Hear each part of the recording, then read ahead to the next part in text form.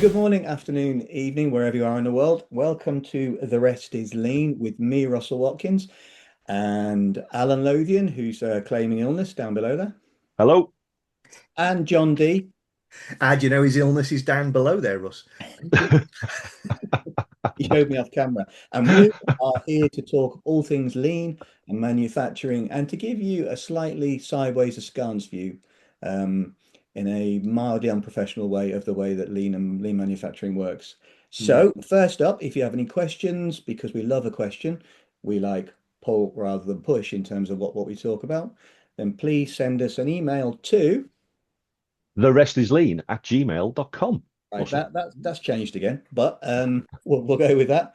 And to pick up from last week, which was a very interesting discussion around team leaders, um, and how do you select, identify, and get the new team leader going? John, I'll cast across to you first because you have the look of a man who's like a coil spring, has an answer for me. Um, what ideas do you like to train team leaders? I do train team leaders. However, I feel for the benefit of this discussion, I'd like to feed in one method of training team leaders I was part of early 2000s. The reason I want to bring it up is it definitely had merit. I'm not even sure it's legal. I like it already, John. Yeah, that's why I thought it'd make a good discussion, or moral or anything else. I was involved in a program with a company that we all know that was to train some team leaders for car plants. They'd already been pre-selected as candidates, but the sort of key piece was a 7-day off-site piece of training done in the Lake District at an outward bound type centre.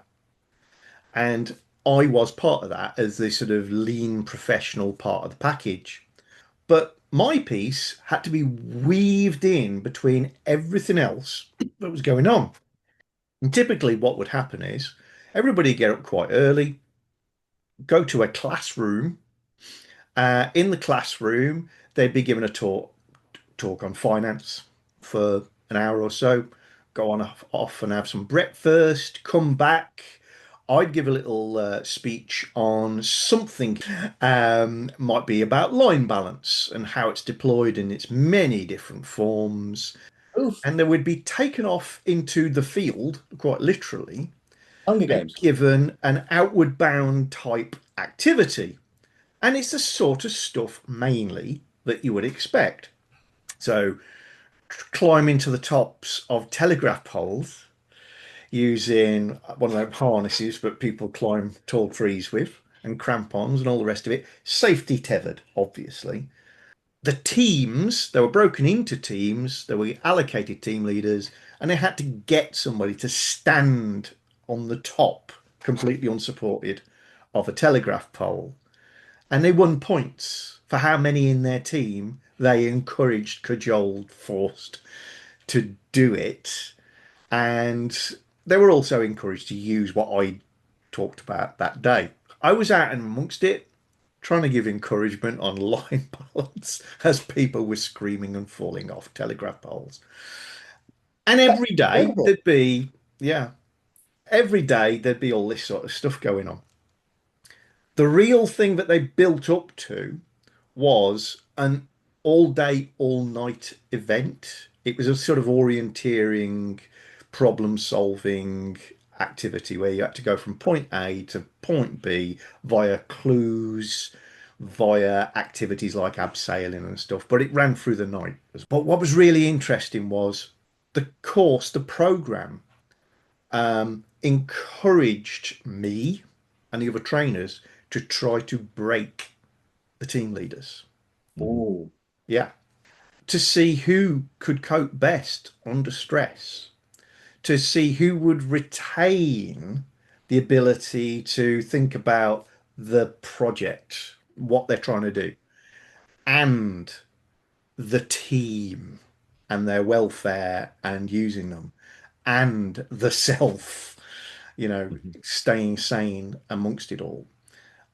So people were given challenges, including like come into the room, Mr. Team Leader, you've been selected as team leader for this activity. You've got 7 people waiting outside. Go do this, that, and the other. P.S. For everyone who doesn't stand on the top of the telegraph pole, um, there will be one less meal served tonight. It's up to you how you deal with that. Share what you got, all the rest of it. P.S. If you tell anybody, you're off the program. Stuff like that.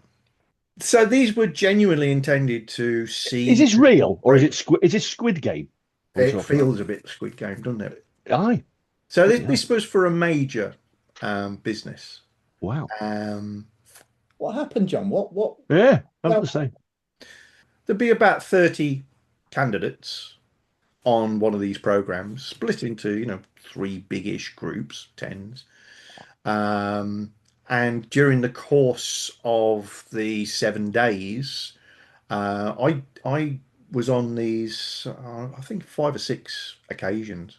It was typical for 5 or 6 people to literally just, no, thanks very much, and they just didn't turn up for breakfast some day. They'd Mm, wandered off.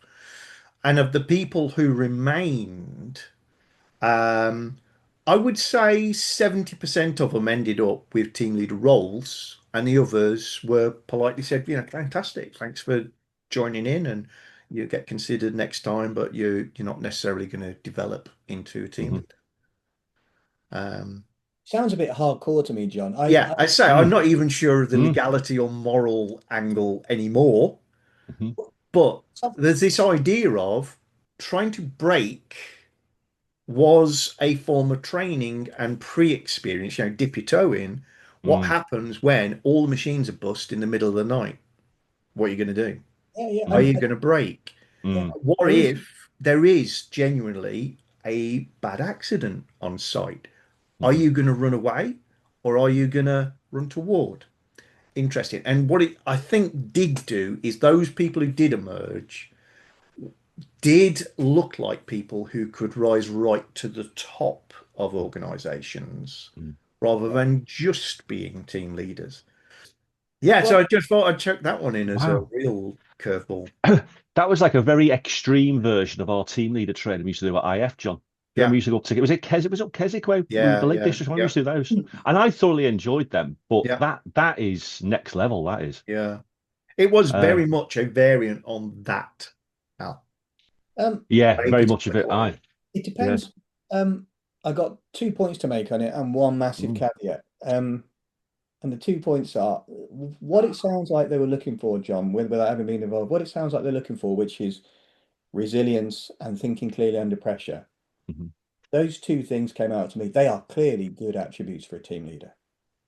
The question is, people have them to some degree or another, and I guess you're looking to find the people who have them to a larger degree already, um, and not necessarily try to force it during this extreme SAS style mm, Yeah, it's a mm, mm. boot camp-esque boot camp. Yeah, version of the yeah. same thing, isn't it? Now, Hmm. I think fundamentally, so I think there are different ways of finding them. There is something to be learned in terms of being forged in the fire, but Hmm, the massive caveat is, did people sign up to this eyes wide open? Did they know what they were signing up to? probably not. I got a significant problem with it then John, Yeah, Mm, because you have to be careful. If somebody signs up to the SAS thing on telly or to Squid Games, they are signing up knowing what they're going to go through. yeah, yeah, Know mm, they're going to be forged in a fire that they might not be able to withstand, and that's okay. yeah. mm. But if they're signing up and they don't know, then if we go back to respect for people, um, that's just not on because Yeah, you will break people. Yeah. yeah. I would never deliver that myself. It was just something I was hired to be a small part of and Mhm, kind of experience. And had reservations even at the time. Um, But if yeah, but I guess for sign the up for it, majority of people who went through it, it was an adventure. yeah. yeah, Great. And I think what they achieved from it was they ended up with a remaining group of people who were very much yeah, give us a challenge. we can do this no matter what. Mm, You mm. know, almost a military feel to the team spirit Yeah. and the drive to hit the target, which, you know, Yeah. got to be And said, in it's sense, probably John, served the company rather well. It is. I mean, and what you've described are extreme scenarios that they're put through to see Mm. how they react. Yes. Which, going back to our earlier episode when Russell mentioned that, when we talk about training generally, I think the approach of being able to put people in safe scenarios to see how they cope, maybe not as extreme as what you've mentioned, Mm. John, in that example. All right, I think is really, really powerful. yeah. But I think it's coming back at how do you what is the safe space? Because they've got to feel ultimately safe in terms of what they do. I think if we went back 30, 40 years, you'd probably get away with that, what you've Mm. described. Certainly in this day and age, I don't think that's going to hold much water, No, if I'm no. brutally honest, I think. Not because I believe there's people out there that can't, that would want to do it. I'm sure there would still be plenty of people out there. I just think society would frown on it, if I'm Yeah. brutally honest. Um, but I think certainly having a scenario based program, I think also don't do it all in one hit. I see so many organizations make the same mistake. Right, we need to upskill people. Right, let's just get a raft of 20 people, shove them in a classroom, and let's do lots of these, like sheep dip approach for Mm. weeks on Mm. end. And then think you're spending an inordinate amount of money and think, well, what actual benefit do I get?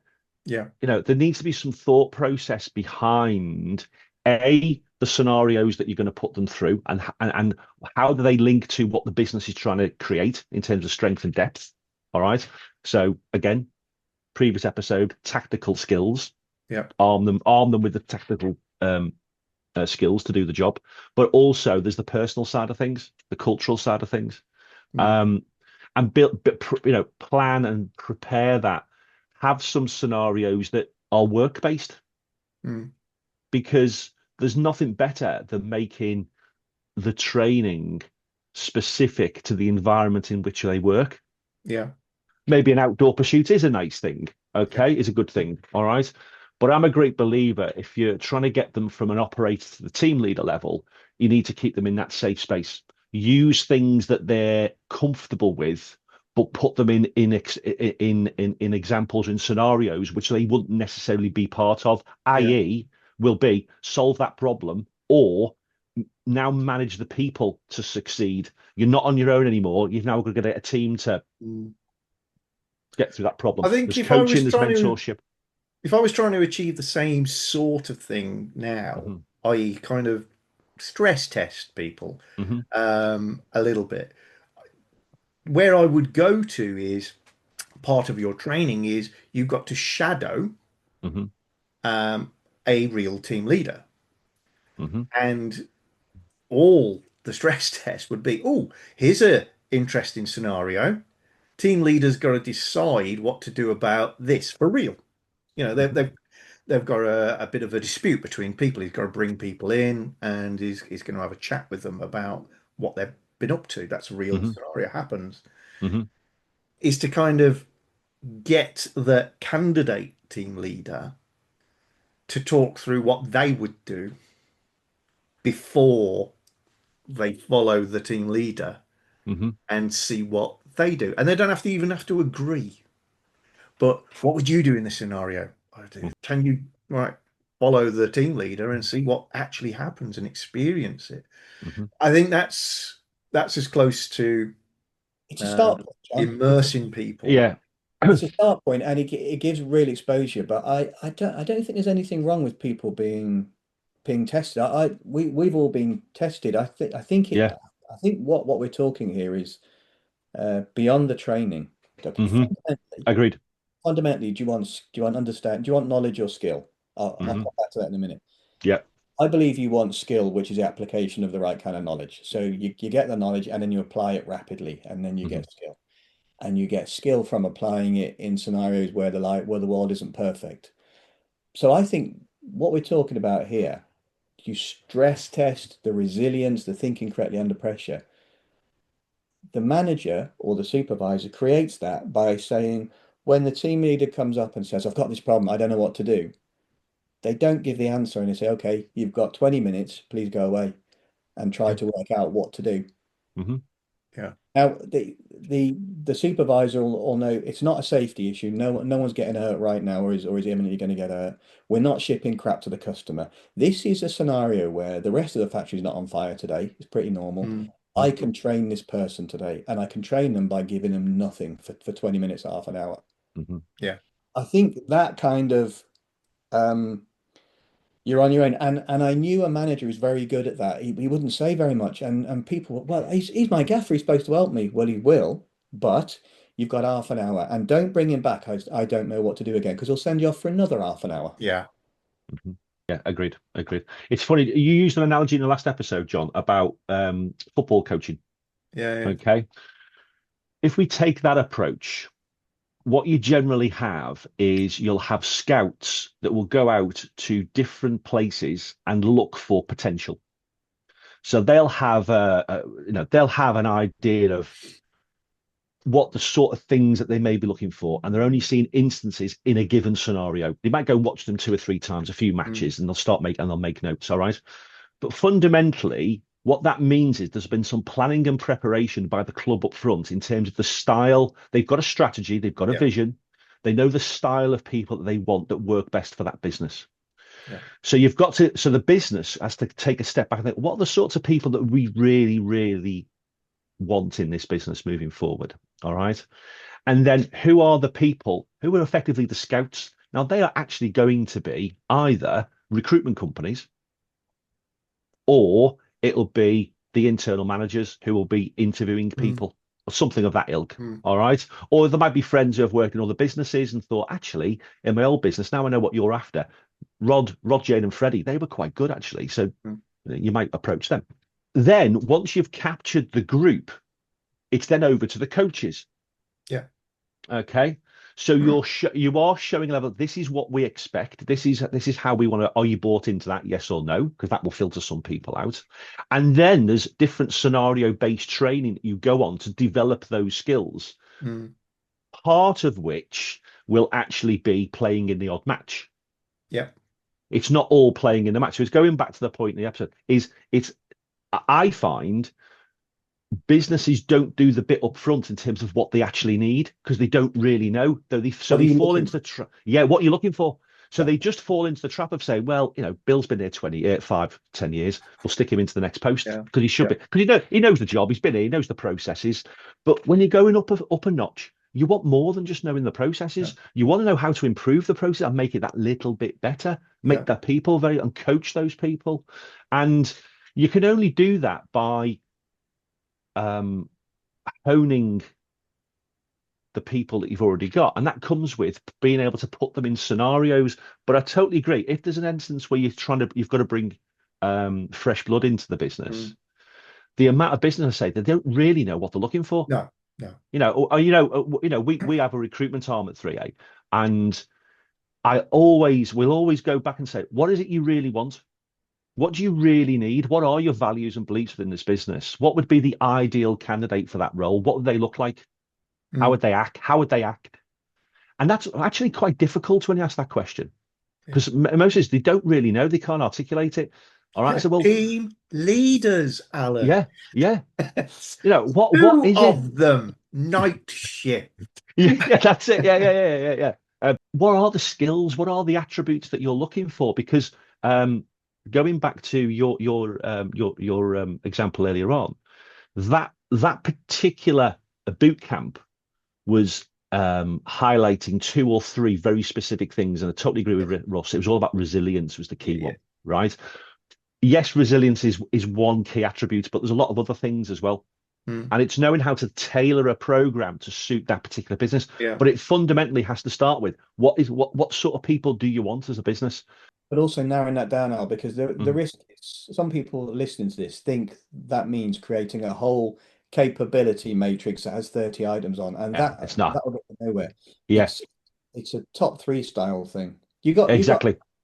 you got me thinking there about a film there was a really good film 5 years ago or so called Force Majeure, and it was a Mhm. family at the top of a ski slope in a cafe, and an avalanche happens. Right. It looks like the whole family is going to get engulfed, and the whole balcony cafe is going to be taken away. They're all going to die. The husband it's husband, a wife, and two kids. The husband bolts and looks after himself and leaves the wife and kids behind. Yeah, yeah. Mm. They all survive, yeah. And the rest of it is the unraveling very awkwardly of what happens to that marriage after the fundamental question has been asked, which is, Mm. Hmm. we're all in peril. What do you do? Where Yeah, Yeah. do you yeah. go? Now that if you want to interpret it this way, that wife has got some very strong feedback on the husband material she selected there. Hmm. Um, and it got me thinking about so much of what we talk about is managers in manufacturing businesses and owners being aware of what they being conscious of looking for clues Mm. Hmm. proactively. Hmm. So when a large crash is heard in a factory, so a forklift has hit something or dropped something, who moves rapidly and goes out the Yeah. court onto the factory and Yeah. who's not asked? Yeah. Yeah. That tells you something. So, Absolutely. They're so your scenario-based internal things that and give you so much information. Yeah. you don't have to plan for that. All you have to do is be aware of what you're looking for and then keep your eyes peeled. Yeah. Yeah. Absolutely. Absolutely.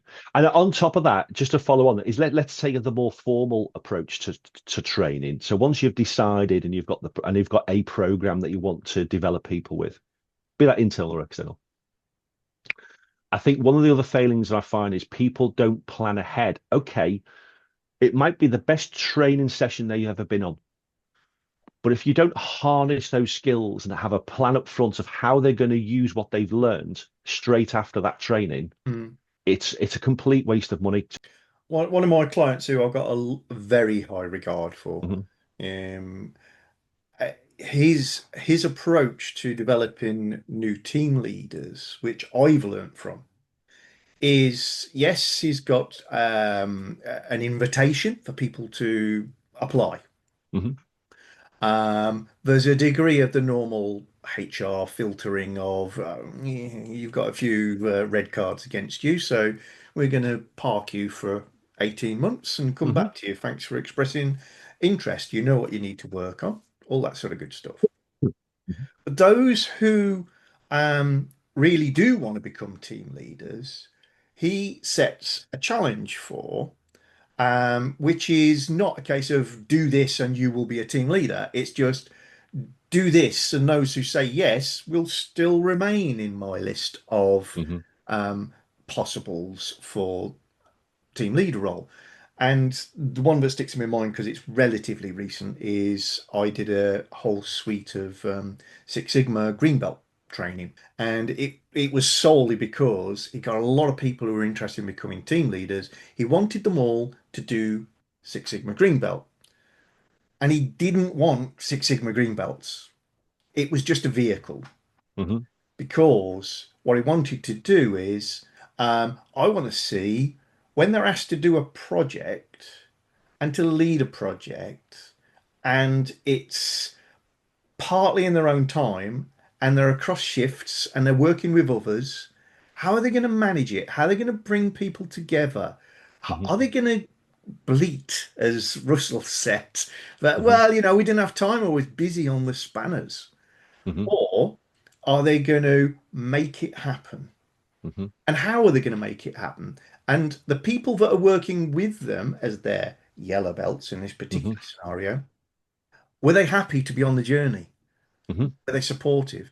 And when they fed back the project at the end, did the team leader pop up, or potential team leader, green belt, and say, I did this and I did that and I did the other, or we did this, or even better, I'll let the team tell you what they did.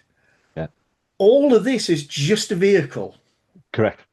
I'm only going to consider people who've been through the Six Sigma program. And it's not even hidden, he Mhm. lets people know exactly why he's Mhm. doing it. I like the word the word you mentioned was journey. Hmm. So it's not a training course, it's a journey. Mm. So and I like as I said, I like that there's some projects. So they knew up front that this course or this training Yeah. is only part of that journey. There are projects that you'll be assigned. We want to use the skills that Mm. that you're going to learn or hone, right? Um, just one question on us is the manager in question who decided to put these people on the course, Yeah. did he or she explain that to the team up front about the journey they're about to embark on? Because Yes. and the reason good because the reason I asked the question is how many times do we see instances where this course has been created and the participants that turn up haven't got a clue why they've turned up. Yeah. They don't have any understanding why. How does it fit into their own individual jigsaw puzzle? Mm. And also, they don't know why it benefits. What's in it for me, and how does the business benefit? Mm.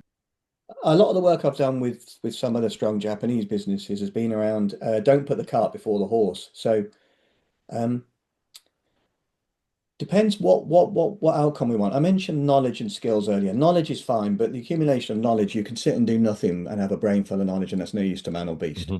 Or Hmm. you can apply that knowledge and deploy that skill to improve stuff. Hmm. So Hmm. if at the end of the training we measure it as do they understand at a point in time or not, that's a very weak measurement of training.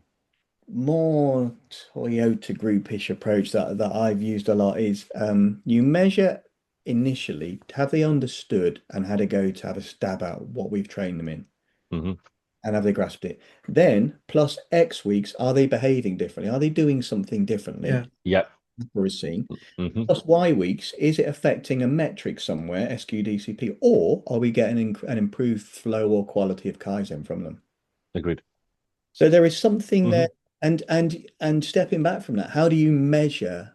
How do you measure that understanding point? It's can they explain something in their own words? Have they found somewhere they want to apply this before the training's finished? Yeah. Yeah. Yeah. Yeah. Yeah. Yeah. Yeah. And And have which you again is built? part of that conversation with the manager up front. Yes, Yeah. yeah, Yeah. and Exactly. and forgot and what I loved about Mick-san, Moroka-san, Hmm. our trainer, and I'm sure Rio-san was the same. Before you do, for example, a 5S activity and you do a 35-minute teach point, the purpose of the Mm. teach point wasn't to teach. The purpose of the teach point was to give them a reason to pull their plums out for the next 4.5 hours on the shop floor, Mm. get really tired and dirty doing it. So the classroom training is just a framing device for there is a purpose to this, Yeah. and here's a bit of comfort that we're going to do something logical, and there's a reason for it. Now let's go do. Yeah. Yeah. Yeah. It's interesting. You go just to nip back to the 5S analogy. Hmm. Rio-san forced me. Forcing is another word for training. Hmm. Um, to before we do a 5S piece of training with a group of people, you'd obviously go look see with the Hmm. group. You know, you have a wander around in the area where we're gonna do 5S. We're gonna talk about what 5S is in a moment for those who Hmm. don't know, but let's have a wander around and you reinforce the idea that the topic is workplace organisation. He'd say, John, ask these questions. He'd write them down, ask all these questions. Hmm. What do you think of your working area? Hmm. Don't be more leading than that. Hmm. Um, what's the most frustrating part of your work area? What does the working area stop you doing well or quickly or safely? Hmm. So he just want to hear with them in the area, pointing, holding, all that sort of good stuff. And then we'd measure a couple of things. Depending on what had been said, we would be saying, Bert, go and find me a screwdriver and a half-inch spanner. Mm. Just put something on a timer. Hmm. Um, you say you get lots of cuts and knife injuries. Can somebody just go and get the data on that? Over the last 12 months, what is it? Then we go back. We write down what you hate about the area. Hmm. We write down a couple of numbers Yeah. and we say 5S. Strong jump. We're Right. trying to cross these items off Yeah. and we're trying to move those two numbers, hopefully, Absolutely. whatever. Absolutely. That's what 5S is. And John, Perfect. very, very logical, clinical thinking that allowed people to listen in a Hmm. way of, oh, yeah, yeah, that'd move that number. Oh, that's bobbins. That won't do nothing. And then, well, John, it has multiple benefits. That so I do that in a far less formal way, hmm, and your what you described there is way better than how I do it currently. So I'm going to nick it. steal And it. what I like about that is that number one, you're calibrating yourselves. You and Rio-san are calibrating to what the issues are in the area. Yeah. Hmm. Number two, you're creating a focus rather than let's do some good. Yeah. And number three, you're creating a pull on training. You're not pushing 5S training. You are then creating the environment where they say, hey, hang on, we're talking about cuts here. I'm sick of being cut. Yeah. Tell me some Yeah. more. Yeah. Yeah. It's that's really well It explained. is It's really good. spin selling Yeah. if you're in your Yeah. sales Yeah. Yeah. technique. You know, you don't tell people what you want to sell them. Mm, Ask them what their problem is, mm, and that can help. mm. John, I think the three of us we talked about this previously. I think I mentioned it. I think we need to talk. I think we need to have an episode about our mistakes at some point. Yeah. So I think we big an need to come episode there. clean about, Hmm. and it can be 5, 10, 15 years ago, practical examples of where we cocked up and other people haven't got to. So we'll wrap this one up here, folks. Again, if anybody would like to get involved with the chat, ask us a question, make suggestions for topics you'd like us to discuss, then we're game for it. Put them in the comments area below the video if you're watching or listening on YouTube. If you are listening on any of the other podcast formats, then drop us an email. Russ, where would you want to drop an email to this week? Um, the email address is Alan is offering £250 worth of Harvester vouchers for the best email we receive in August at Excellent. gmail.com. Excellent. Al, where would you like them to send their emails to? Where would you like Russell to send He's his messages to? well, I'm worried now because it's gone from 150 pounds to 250 quid. I was getting worried now. But anyway, so if you would like to send us an email, and we love them, it's therestislean@gmail.com. Fantastic. So thanks, folks, and hopefully you'll join us for another ramble through the world of lean, OPEX, training, all the other good stuff next time on The Rest is Lean. See ya. Cheers, guys. Stay safe.